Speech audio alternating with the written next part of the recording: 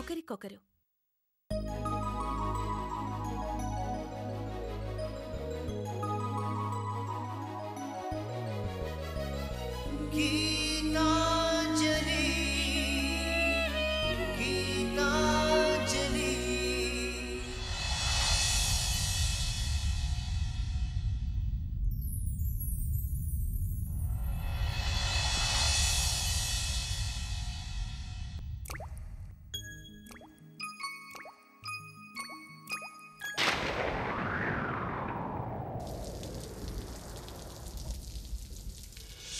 చినుకై చిరు జల్లై మన మనసులు కురవాలి, పూవై పొదరిల్లై ఎదలల్లుకు పోవాలి. చినుకై చిరు జల్లై మన మనసులు కురవాలి, పూవై పొదరిల్లై ఎదలల్లుకు పోవాలి.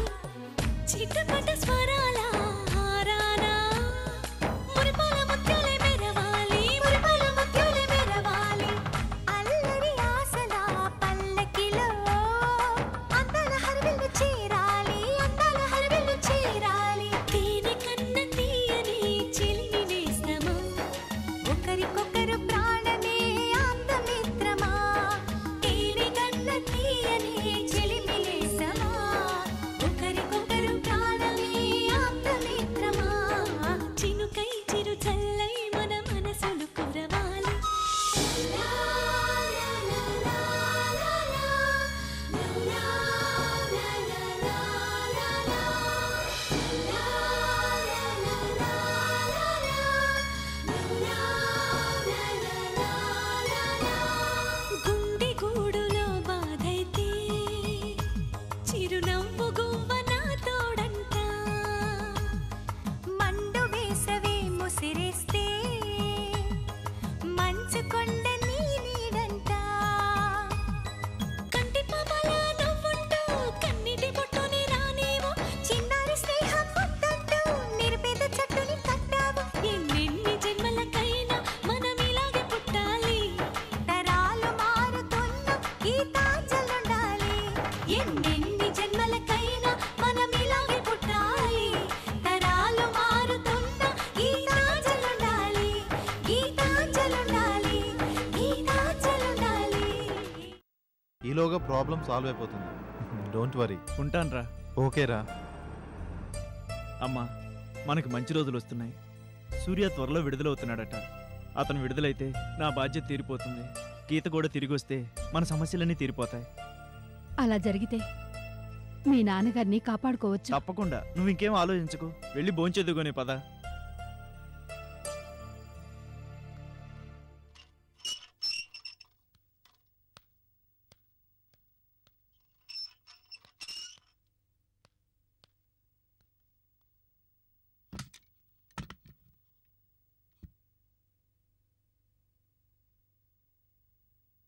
వదినా, వదినా,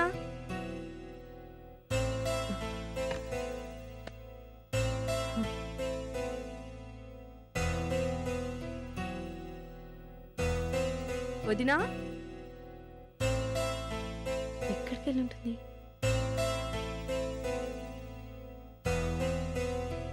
వదినా,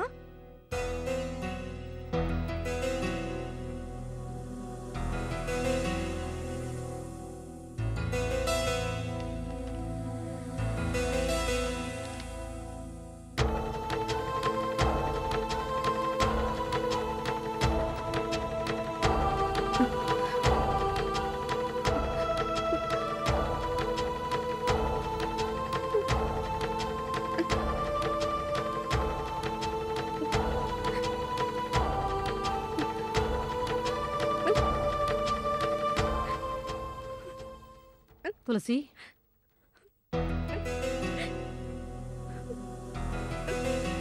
ఏమిటి? ఏమైంది? ఎందుకలా ఉన్నావు? ఏమిటి ఉత్తరం? ఎవరు రాశారమ్మా?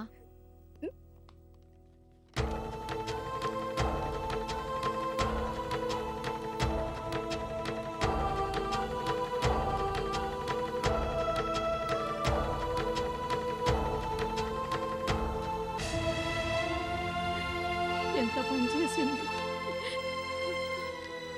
ఇప్పుడు ఎలా? అంజలి, అంజలి,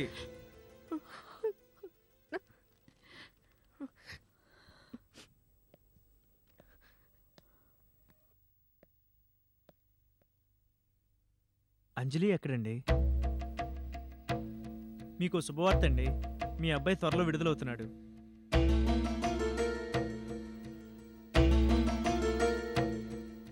ఏంటండి ఇంత శుభవార్త చెప్తే ఇలా మౌనంగా ఉన్నారేంటి? మీరు అంటున్నది నిజమేనా అండి? అవును తులసి, సేట్ని ఎవరు చంపారో తెలిసిపోయింది. ఇక కోర్టు ప్రొసీడింగ్స్ మాత్రం మిగిలాయి. అది కూడా అయిపోతే సూర్యాన్ని విడుదల చేయమని కోర్టు ఆర్డర్ త్వరలో వస్తుందంటున్నారు. ఈ విషయం అంజలి వింటే చాలా సంతోషిస్తుంది. అంజలి ఎక్కడండి?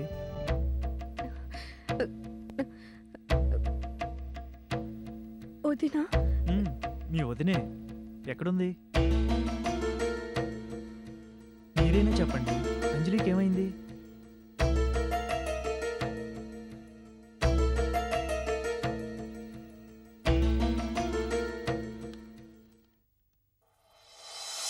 అత్తయ్య, నేను చెడిపోయానని గీత నా మీద అభాండం వేసినా పర్వాలేదు. ఆ మాటలు ముళ్ళలా నా గుండెల్లో గుచ్చుకుంటున్నా దానివల్ల ఎవరికీ నష్టం లేదు. కానీ ఆ కారణంగా గీత కాపురం చెడిపోకూడదు, చంద్రం గారి జీవితం పాడైపోకూడదు. అందుకే నేను కఠినమైన నిర్ణయం తీసుకున్నాను. నేనుండగా చంద్రం గారి సమస్యలు తీరు, గీత తిరిగి రాదు, వాళ్ళ కాపురం చక్కపడదు. అందుకే ఎవ్వరికీ అందని దూరానికి వెళ్ళిపోతున్నాను. మీరు నన్ను చూడాలనుకున్నా చూడలేని చోటుకు వెళ్ళిపోతున్నాను. నన్ను క్షమించండి. సెలవు. ఇట్లు గీత ప్రాణ స్నేహితురాలు అంజలి. సమయానికి దేవుళ్ళ వచ్చారు బాబు. అంజలిని మీరే కాపాడాలి.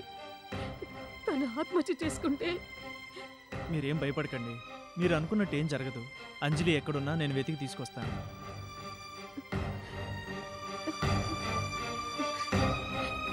ఊరుకోమా.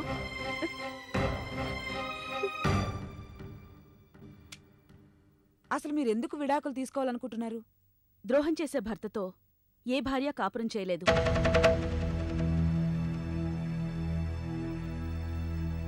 కానీ సమాజంలో కొంతమంది చేస్తున్నారు కదా. పాతకాలం వాళ్లైతే సర్దుకుపోతారు. నేను ఈ కాలం అమ్మాయిని, క్షమిస్తూ కలిసుండలేను. అసలు అలాంటి మగవాళ్ళ మీద మీ ఉద్దేశం? ఆడది భర్తకు ద్రోహం చేస్తే పతిత అంటారు.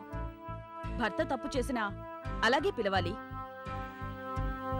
మగ వ్యభిచారితో ఆడది కాపురం చేయగలదా? మీరే చెప్పండి. మీరు ఆడవాళ్లేగా. చెయ్యలేదు మేడం. కోర్టు మీకు 11 నెలలు గడువిచ్చింది కదా. ఆ టైంలో మీలో మార్పు వస్తుందని మేము ఆశించొచ్చా? నాకు ఆశ లేదు.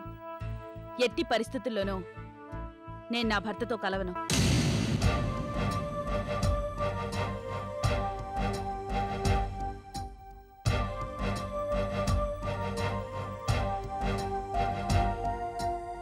Thank you madam. మీరన్నట్టు మీ ఇంటర్వ్యూ చాలా మందికి గుణపాఠం కావాలి. వెళ్ళొస్తాను మేడం. బాయ్. ఆగండి. నా ఇంటర్వ్యూ చివర్లో ఇంకో మాట యాడ్ చేయండి. ఏంటి మేడం? అమ్మాయిలు మంచి భర్తను సెలెక్ట్ చేసుకోవడమే కాకుండా మంచి స్నేహితులను కూడా సెలెక్ట్ చేసుకోవాలి. లేదంటే భర్త ద్రోహం చేసినట్టే స్నేహితులు కూడా ద్రోహం చేస్తారు. బాగుంది మేడం. మీ మెసేజ్ చాలా బాగుంది. Thank you very much. It's a pleasure. వెళ్ళొస్తాను. Okay bye. ఏంటి గీత ఇలా చేసావు? కరెక్టే చేశాను డాడీ.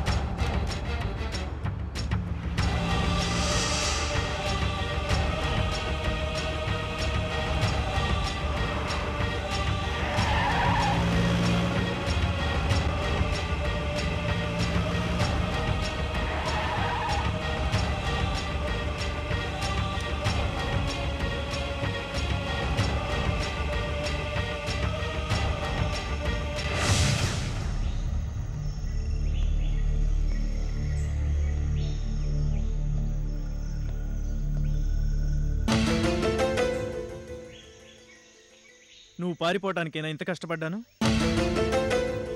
చెప్పు అంజలి, అందుకేనా నేను ఇదంతా భరించాను? మీరింకా భరించడం ఇష్టం లేకే నేను వెళ్ళిపోతున్నానండి. నువ్వు వెళ్ళిపోతే నా బాధలు తగ్గిపోతాయా? నా సమస్యలు తీరిపోతాయా? నా కష్టాలు ఇష్టాలు అయిపోతాయా? చెప్పు అంజలి. నేను వెళ్ళిపోతే ఏం జరుగుతుందో నాకు తెలియదండి. కానీ నేను వెళ్ళకపోతే మాత్రం మీరు గీత కలుసుకో. ఇదేగా నువ్వు చెప్పే మాట? నువ్వు వెళ్ళిపోతే కలుస్తామా? కలుస్తారనే నమ్మకం నాకుంది. ఎలా చెప్పగలవు అంజలి? నేను వెళ్ళి బతిమలాడినా, మా అమ్మ వెళ్ళి పిలిచినా, మా అత్తగారు మామగారు వెళ్ళమన్నారా అని గీత? వీటన్నిటినీ మించి మానవత్వం మమకారం లేకుండా అబార్షన్ చేయించుకున్న గీత మళ్ళీ ఎలా వస్తుందని నమ్ముతున్నావు? మీరు చెప్పినవన్నీ జరగడానికి కారకురాల్ని నేను కాదండి. మీరు నాకు సహాయం చేయడం వల్లే కదా గీత మనల్ని అనుమానించింది. ఆ అనుమానం వల్లేగా గీత పుట్టింటికెళ్ళిపోయింది. ఆ కోపంతోనేగా అబార్షన్ చేయించుకుంది. ఆ అబార్షన్ వల్లేగా కోర్టుకెక్కింది. అందుకే నేను మీ నీడ నుంచి వెళ్ళిపోతే గీత మళ్ళీ మీకు తోడవుతుంది. ఆ అనుమానాలని తొలగిపోయినా, అన్ని విషయాలు గీతతో చెప్పినా మరో ప్రమాదం ముంచుకొస్తుంది. ఇంకో ప్రమాదమా? అవునంజలి, అలా చెబితే ఇంతకాలం నువ్వు నా నీళ్ళలో ఉన్నట్టేగా, నేను నీకు సహాయం చేసినట్టేగా, ఆ విషయం గీత దగ్గర దాచినట్టేగా, గీతను మోసం చేసినట్టేగా. ఏ సంబంధంతో సహాయం చేసావని నన్ను నిలదీస్తే ఏమని చెప్పాలి? నువ్వు నా చుట్టానివా? నా స్నేహితురాలివా? ఎందుకు భార్యను కూడా బాధపెట్టి హెల్ప్ చేయాలని అడిగితే ఏమని చెప్పాలి? నీకు సహాయం చేయటం కోసమే గీతను పెళ్లి చేసుకోవాలని చెప్పాలా? నీకు ఇచ్చిన మాట కోసమే పెళ్లి చేసుకున్నానని చెప్పాలా? ఇలా చెప్తే నాతో కలిసి ఉంటుందా? ఒకరి కోసం చేసుకున్న పెళ్లి పెళ్ళేనా? ఒకరి కోసం కాపురం చేసే మొగుడు మొగుడేనా అని నన్ను అసహించుకోదా? అలాంటి పెళ్లి, ఇలాంటి మొగుడు నాకెందుకు అనదా? అంజలి, మాది బ్రహ్మముడి కాదు అంజలి, చిక్కుముడి. ఆ ముడి విప్పడం నీ వల్ల కాదు, ఆ బ్రహ్మ వల్ల కూడా కాదు. ముడి విప్పలేకే కదండి మిమ్మల్ని విడదీస్తున్నాడు. అంజలి, మా జీవితం కోర్టుకు ఎక్కటానికి కారణం బ్రహ్మగీత కాదు, మన గీత. ఆ గీత అనుమానం గీత గీసుకుని బతుకుతుంది. బ్రహ్మగీతను ఎవరూ మార్చలేనట్టే గీత గీసిన గీతను కూడా ఎవరూ చెరపలేరు. నువ్వు వెళ్ళిపోయినా మా జీవితంలో పెద్ద మార్పే ఉండదు. జరిగిన దానికి మేము అనుభవించాల్సిందే. నా వల్లేగా అంతా జరిగింది. నా వల్ల మీరు కష్టాలు అనుభవిస్తుంటే నేను చూస్తూ ఉండలేనండి. కనీసం అందుకైనా నేను వెళ్ళిపోవాలి. ఏదో విధంగా వెళ్ళిపోవాలని నిర్ణయించుకునే వాళ్ళని ఎవరు ఆపలేరు అంజలి. కానీ ఉండాలనుకుంటే ఓ మాట చెప్తాను, వింటావా? ఏంటో చెప్పండి. ఇన్ని కష్టాలు పడ్డా, ఎంత ఆత్మఘోష అనుభవిస్తున్నా, నీ భర్తకు జీవితాన్ని ఇస్తున్నానని, నీకు భర్తనిస్తున్నానని, నా జీవితం పోయినా మీ జీవితాలు బాగుంటాయని తృప్తి పడుతున్నాను. ఇదంతా నా బాధ్యత అనుకొని ఇన్నాళ్ళు కష్టపడ్డాను. ఇప్పుడు నా కష్టం ఫలించి నా బాధ్యత తీరబోతుంది. నీ భర్త విడుదలవబోతున్నాడు. విడుదలవుతున్నారా? ఎప్పుడు? త్వరలో. ఇలాంటి సమయాల్లో నువ్వు వెళ్ళిపోతే నేను చేసిందంతా వృధా అయిపోతుంది. నా కష్టం అంతా బూడిదలో పోసిన పన్నీరవుతుంది. నీ జీవితం బాగుపడలేదు సరికదా, మా ఇద్దరి జీవితాలు పాడైపోయాయనే బాధ మిగులుతుంది. మీ అత్తగారి ఆశలు అడియాసలవుతాయి, మీ ఆడపడుచు కళ్ళగానే మిగిలిపోతాయి. ఇంతమంది ఆశల్ని నీరు కార్చేయటం నీ అవివేకం అంజలి. అవివేకం అయితే ఇలా పారిపోవాలనుకోను. వివేకంతోనే ఆలోచించాను. స్నేహంలో త్యాగం ఉండాలి కానీ స్వార్థం ఉండకూడదు కదండి. అందుకే గీత కోసం నా జీవితాన్ని త్యాగం చేస్తాను. నన్ను వెళ్ళనివ్వండి ప్లీజ్. నువ్వు చేస్తున్నది త్యాగం కాదు అంజలి. ఇన్నాళ్లుగా ఏ సంతోషం కోసం అందరూ ఎదురు చూస్తున్నారో దాన్ని శాశ్వతంగా నువ్వు దూరం చేస్తున్నావు. కోర్టు మాకు 11 నెలలు టైం ఇచ్చింది. అప్పటిదాకా మేము విడిపోం. నీ భర్త 1-2 నెలల్లో విడుదలవుతున్నాడు. అతను విడుదలవటంతో నా బాధ్యత తీరిపోతుంది. మీ ఇద్దరూ కలిశాక మన ఇద్దరికి ఎలాంటి సంబంధం ఉండదు. అప్పుడు నువ్వు ఎక్కడున్నా ఎలా ఉన్నా నేను పట్టించుకోను. అప్పటిదాకా ఎక్కడికి వెళ్ళకు. ఈలోగా గీత మనసు మారచ్చు. మేము మళ్ళీ కలవచ్చు అంజలి. అందుకు నీకు ఇష్టమైతే నాతో రా. 2 నెలల కోసం 3 జీవితాలు పణంగా పెడతావు, లేక 3 జీవితాల కోసం 2 నెలలు ఓపిక పడతావు, నీ ఇష్టం. ఆలోచించుకో. సరే, వస్తాను.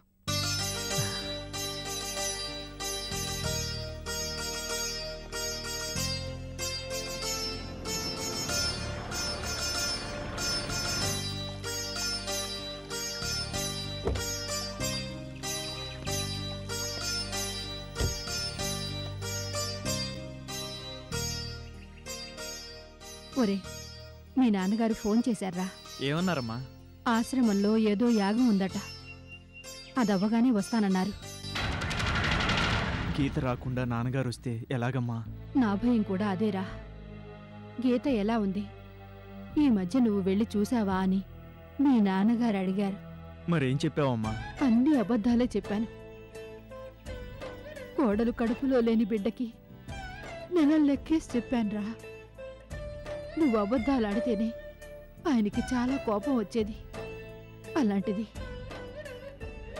ఇప్పుడు నేను కూడా అబద్ధాలు ఆడానని తెలిస్తే నన్నేం చేస్తారో, ఆయన ఏమవుతారో అని భయంగా ఉందిరా.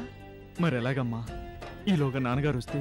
అందుకే నిన్నొకసారి వెళ్ళి గీతకి నచ్చ చెప్పి ఇక్కడికి తీసుకురమ్మన్నారా. నన్నా? అవునరా.